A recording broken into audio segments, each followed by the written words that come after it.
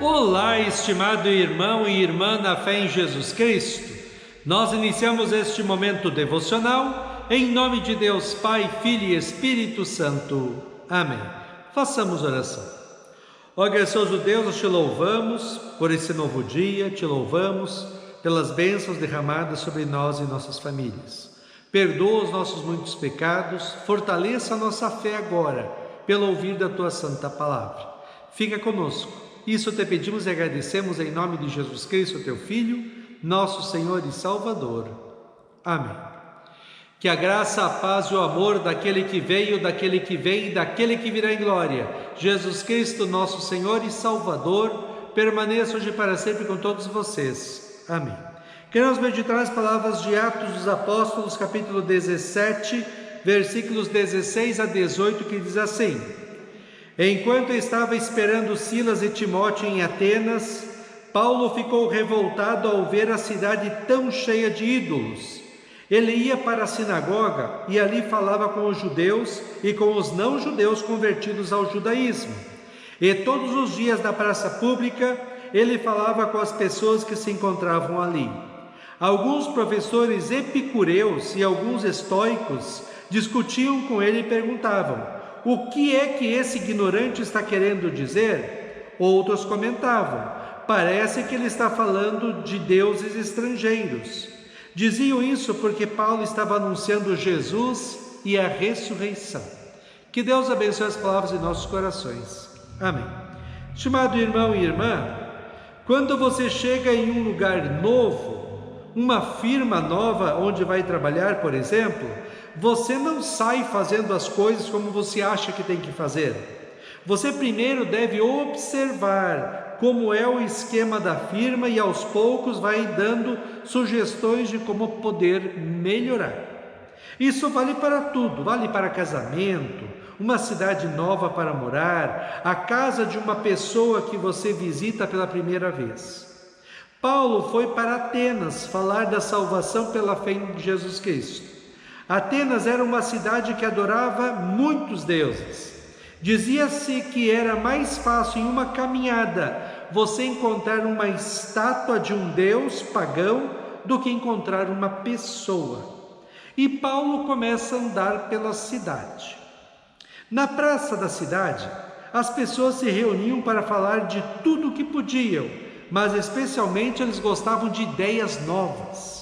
Eles gostavam de discutir assuntos novos. Todos os que queriam adquirir conhecimento naquela época iam para Atenas. Assim, Atenas era uma cidade de muitos filósofos. Atos cita 2 grupos de filósofos que tinha em Atenas. Os epicureus. Eles acreditavam que tudo na vida acontece por acaso e que a morte era o fim de toda a existência. Também acreditava em muitos deuses, mas esses deuses estavam distantes do mundo e não se preocupavam com ele. A principal razão de existir de uma pessoa era a busca do prazer, que para eles era a vida sem a presença de dor.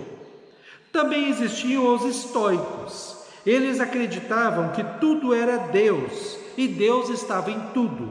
No ser humano existia uma faísca de Deus, e quando morriam a faísca voltava para Deus. Também acreditavam que tudo já estava destinado e que a função do ser humano era aceitar tudo o que acontecia em sua vida com submissão. Na verdade, era uma confusão de filosofia, misticismo, superstição, paganismo e crenças. O apóstolo Paulo encontrou rapidamente pessoas que queriam ouvi-lo, conversar com ele, pois ele estava apresentando um Deus novo, diferente. Mas quando Paulo falou de Jesus, de sua morte, especialmente sua ressurreição, eles disseram: o que é que esse ignorante está querendo dizer? Pois eles não acreditavam na ressurreição. Imagino a surpresa daquele povo tão ansioso por novidades, ao ouvirem falar que Jesus Cristo era o Filho de Deus que veio ao mundo para estar com os seres humanos, que fez vários milagres e curas, ensinou o caminho certo que leva aos céus. Ensinou muita coisa edificante e boa para as pessoas. E para espanto de todos, esse Jesus sofreu na cruz pelos pecados de todos os seres humanos e conquistou para todos o perdão dos pecados, a vida e a salvação eterna.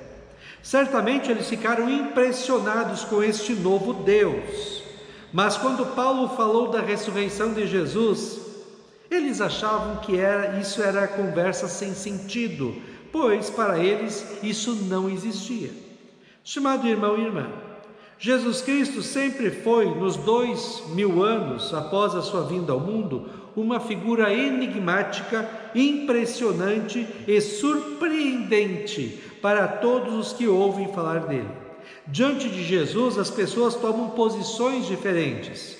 Uns creem que ele era um filósofo, mestre, exemplo, e outros, chamados de cristãos como nós, creem que ele é o Senhor e Salvador, o Filho de Deus que veio ao mundo, sofreu pelos nossos pecados na cruz, morreu e ressuscitou, para dar por graça e amor o perdão dos pecados, a vida e a salvação eterna para aqueles que creem nele. O mundo hoje também é igualzinho ao pessoal de Atenas. Gosta de coisas novas, é supersticioso, sincretista, isto é, misturam todas as religiões e muitos não creem em nada. O importante, estimado irmão e irmã, é que nós sigamos o exemplo do apóstolo Paulo e falemos de Cristo para todos. Precisamos anunciar com alegria e coragem que Jesus Cristo é o caminho, a verdade e a vida, somente a salvação pela fé nele. Precisamos falar para o mundo que esta vida neste mundo é finita e passageira, mas tem uma vida eterna após a morte, no céu, para quem creu em Cristo e viveu como cristão, e no inferno para quem não creu e viveu em pecados.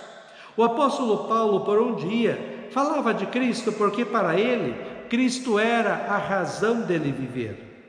Que nós, cristãos, também diariamente possamos fazer duas coisas. Primeira, viver a nossa fé neste mundo segundo os princípios, valores e moral que a palavra de Deus nos traz e são frutos da nossa fé em Cristo. E que a presença de Cristo se mostre de maneira tão concreta em nossa vida que as pessoas à nossa volta reconheçam que nós somos cristãos. O apóstolo Paulo diz assim em 1 Coríntios 6, 19 e 20: será que vocês não sabem que o corpo de vocês é o templo do Espírito Santo que vive em vocês e lhes foi dado por Deus? Vocês não pertencem a vocês mesmos, mas a Deus, pois Ele os comprou e pagou alto preço. Portanto, usem o seu corpo para a glória dele. O mundo vive com padrões, valores, princípios e moral totalmente pagãos e diferentes do que Deus nos diz em sua palavra. O mundo vive na escuridão dos pecados. Nós, pela fé em Cristo, vivemos na luz da salvação. Temos um nome a zelar, cristãos. Toda a nossa existência é diferente do mundo, porque nós vivemos segundo a palavra de Deus. Por isso nós somos a luz do mundo e o sal da terra. Segundo, testemunhemos nossa fé e mostremos para todos como é bom ter um Senhor e Salvador que nos ama, que está cuidando de nós, que está conduzindo as nossas vidas, que está nos abençoando, protegendo e amparando, e que está preparando para nós que cremos a felicidade eterna nos céus, como Jesus mesmo disse em João 14, 1 a 3. Não fiquem aflitos, creiam em Deus e creiam também em mim. Na casa do meu Pai há muitos quartos e eu vou preparar um lugar para vocês. Se não fosse assim, eu já lhes teria dito. E depois que eu for preparar um lugar para vocês, voltarei e os levarei comigo, para que, onde eu estiver, vocês estejam também. Amém. Façamos oração. Ó Senhor nosso Deus, nós te louvamos porque nós fomos chamados das trevas do pecado e da condenação eterna no inferno para a maravilhosa luz da salvação pela fé em Cristo. Que nós possamos vivenciar a nossa fé neste mundo, que nós possamos zelar pelo nome que o Senhor nos deu, cristãos, que nós possamos, ao encontrarmos outras pessoas, falar de Cristo, falar para elas que Cristo é a razão do nosso viver, e que Ele pode dar também felicidade para outras pessoas. Que nós possamos ser a luz deste mundo e o sal desta terra. Fica conosco neste dia, cuida de nós e dá-nos sabedoria. Isso te pedimos e agradecemos em nome de Jesus. Amém. Receba a bênção do Senhor. O Senhor te abençoe e te guarde. O Senhor faça resplandecer o seu rosto sobre ti e tenha misericórdia de ti. O Senhor sobre ti levante o seu rosto e te dê a paz. Amém.